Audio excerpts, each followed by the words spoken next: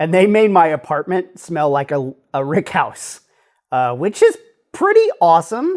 And it gave me a little bit of like this nostalgic feel for me from tours.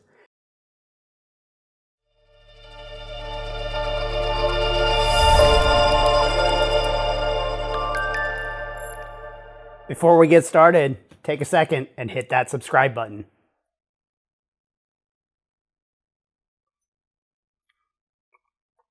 Done? Great. I'm Eric Lutzenegger, the founder of Tenacity and the host of Bourbon Friday. Welcome back. We've talked a lot about what makes bourbon bourbon, but I want to continue to take a deeper dive and perhaps a little broader look into that. So the last time we talked about mash bill, and I thought maybe the next thing we should talk about was trees. Specifically, the trees that we need for bourbon. One of the requirements for bourbon is that it needs to be in aged new oak containers. Typically, that means barrels, but it literally could mean anything. If you had a charred oak box, you could age bourbon in that. But oak, so why oak? Well, it doesn't leak, so you can make watertight barrels out of it. Now, legend has it that Elijah Craig was the first to use charred oak barrels to age his spirits. However, that story likely not true. It's probably that oak barrels were used because we have a lot of oak trees, much like the corn and why corn is in bourbon. We have a lot of corn. And if you remember the early days, transportation wasn't nearly as fast or safe. So they weren't really bottling it up because bottles break. They were shipping it in barrels because, there were a lot of oak trees around. And it didn't make sense for those barrels to be returned to the source. So new oak. Now, I'm not going to just say this is all tradition and history and all of that. Could have also been that in part resulting from lobbying from powerful Coopers Union and the lumber industry to get that one word, new, placed in the text of the 1935 Federal Alcohol Administration Act. Now, most of the flavor of bourbon actually comes from the wood. Some from the grain, of course, but most from the wood. The new make extracts strong vanilla and butter notes from the vanillin and lactone compounds found in the wood. And because it's new oak, it also has, it's also high in tannins, which, make their way into that bourbon. European oak is higher in tannins than American oak. So bourbons tend to be a little less tannic than the European whiskeys. I did mention charring. That does a couple things. It releases other flavor molecules from the wood. And the charcoal actually seems to help filter out some of those undesirable flavors. So it sort of provides a faster, better, more consistent flavoring than used oak. So what kind of oak? The most common type of oak used will be American white oak, Corks alba, but it doesn't have to be. We learned from Gary of Woodhat way back in episode 9 that they're mainly using chinkapin oak for their barrels. The oak thing is one of the things I love about bourbon. So it's not only that there's this rich history of tradition, which there is, but literally molecules, flavor molecules from 50 to 100-year-old trees going into every ounce of bourbon. That is so cool.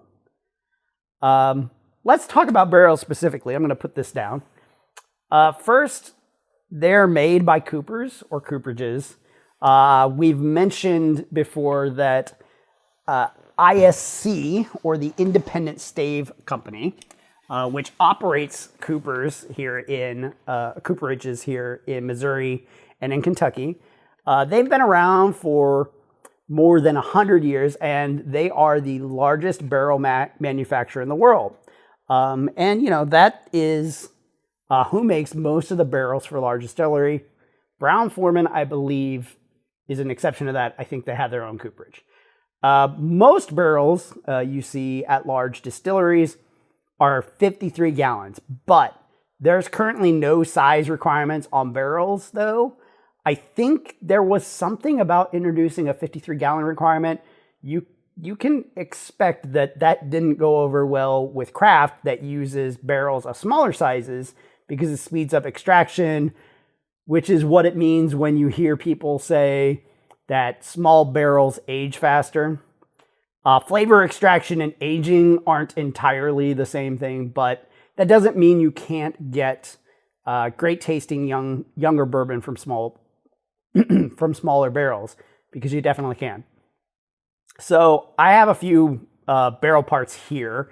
I've got a barrel head, which this is, which you can see is pretty warped. These are primarily held in by pressure, from my understanding. How much pressure? Well, I don't know. It's been a long time since I've had physics. But we know that an empty barrel weighs about 100 pounds and a full barrel weighs about 500 pounds. This is why, barrels were used rather than boxes. They roll. So they were easier to move. Now we have forklifts, so it's become a little bit different now, but we still use barrels. This guy says Claremont Springs actually on it. So my assumption and what I've been able to figure out that this is coming from probably a Jim Beam barrel. If I flip this around, you can see the back is charred. I did clean this up a bit because just touching this before would make you filthy. I have some recommendations if you want to know how to do that.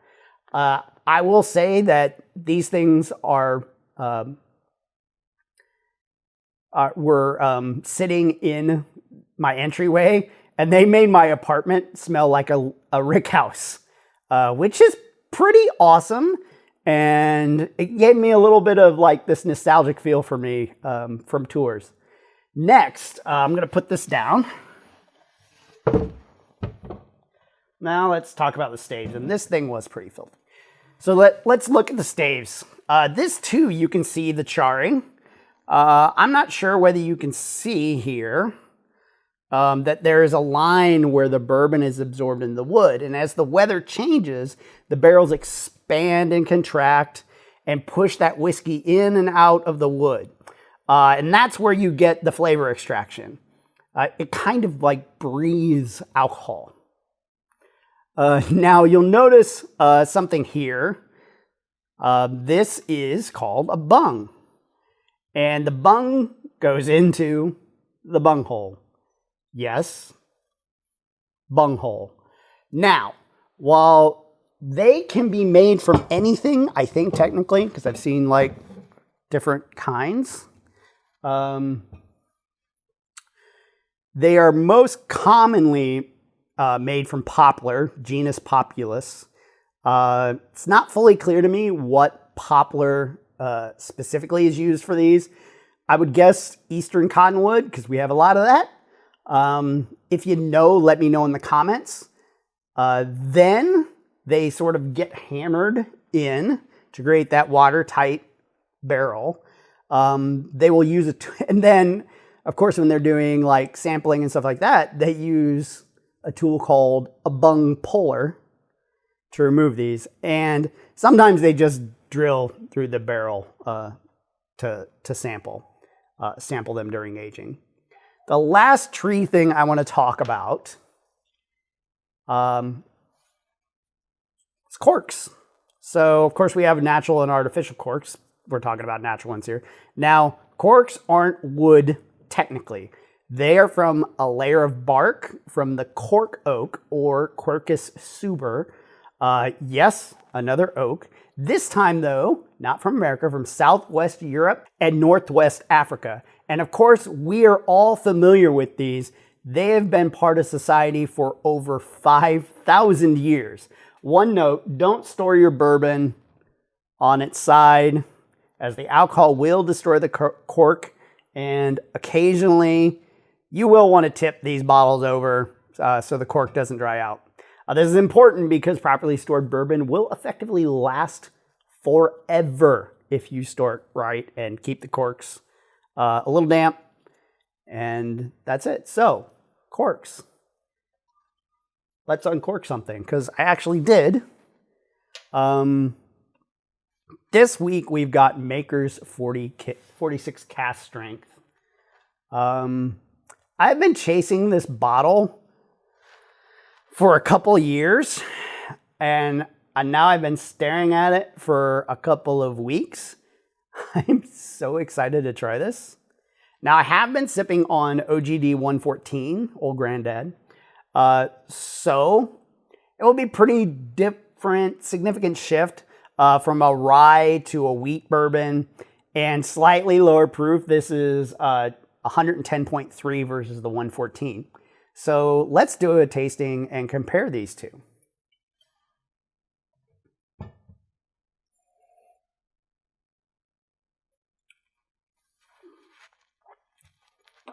I do like that OGD 114.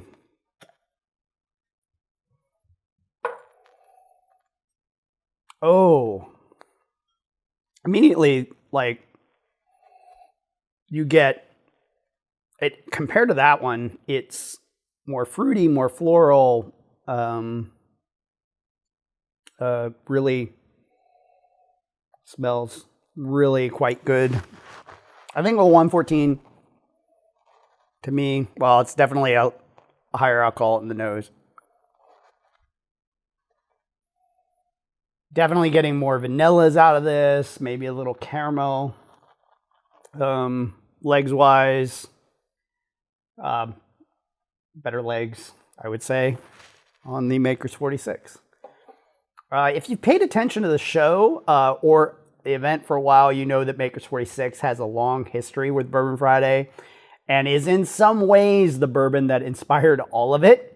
If you didn't know, 46 is made by taking Maker's Mark Cask Strength and then putting it into a new barrel that has an additional 10 staves of seared French oak for another 90 days.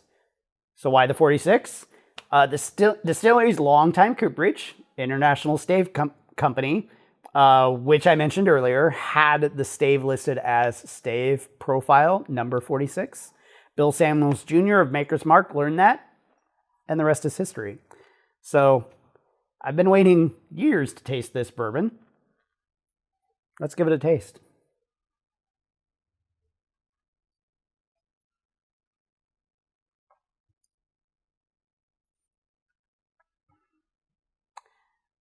That is so good and so smooth. You can definitely tell it's like the wheat, but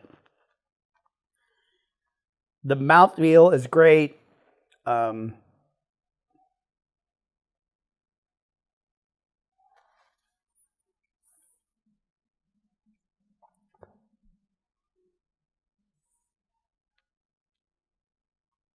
love it. I love this. And very, very dangerous, like 110.3, and probably sips like an 80.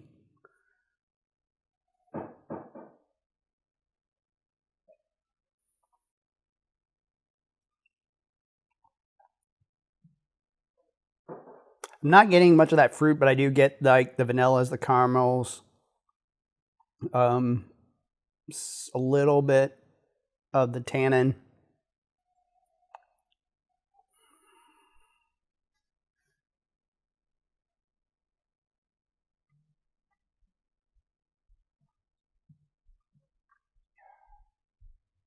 Yeah, definitely not a fruity guy. Or at least I'm not getting much fruit. If somebody else gets fruit, let me know.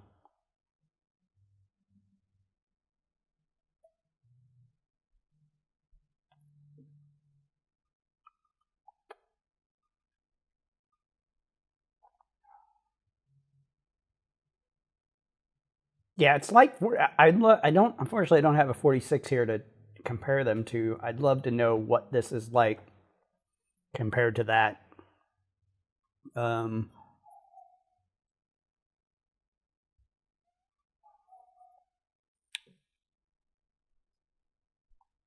Oh, this is really good. It's got the tannins cranked up a little bit, more so than OGD.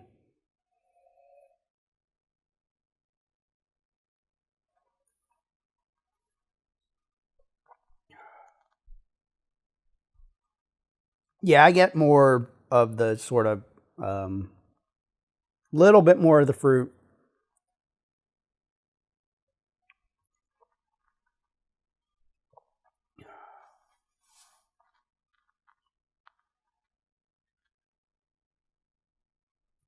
I mean, it's definitely higher proof, but this doesn't drink the same way that does.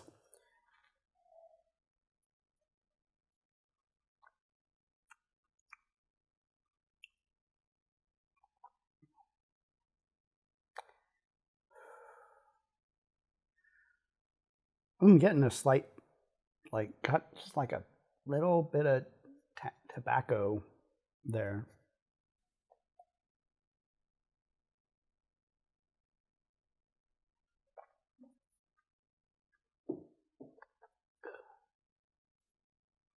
God, that's really good.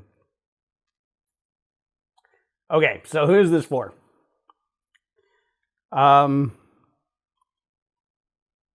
If you like Maker's Mark, probably like this. If you like 46, you'll definitely like this. If you are sort of dabbling in weeders, try this guy out. It's going, and maybe you're like thinking that, well, I like weeders, they're sweet, they're nice, and everything like that. Try 46 out, because try 46 and then try this guy out if you can find it. I think it was around $60 here in St. Louis.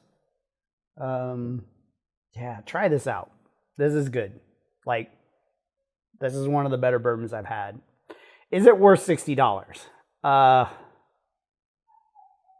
It is to me. Let's go with that way. There's definitely, like that, you can buy 2 bottles of the OGD 114 for $60, so also balance that out. But if you got $60, this, you cannot go wrong with this. This is, of the sort of $60 bourbons that I've tried on the show, this is right up there with all of the rest of them. So yeah, try it out. It's good.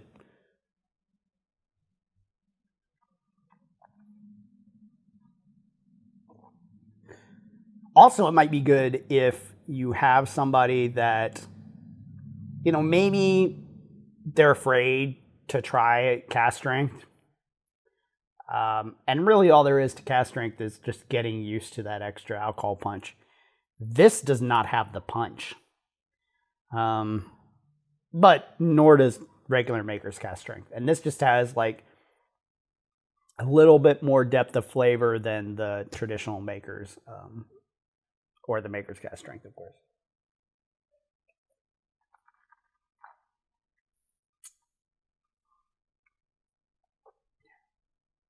Yeah. Go get it. Like, go buy this. There's nothing wrong with this. Especially if you sort of struggle, where you just think wheat bourbons or wheaters are kind of just plain and simple, because there's nothing plain and simple about this. Okay, so yeah, go get it. Also, makers, please start making it available year-round, because I'd love to be able to go and get this anytime I want. So, I think that wraps us up for today. We talked a lot about like wood and trees and stuff like that, a little bit about what went into that. I think the tree thing is super cool. What cool fact do you know about bourbon? Let us know in the comments. So that's it for the show, or this show, rather. I hope you liked it, and I hope you learned something. You can join us next time for more great drinks and better conversations. I'll see you soon.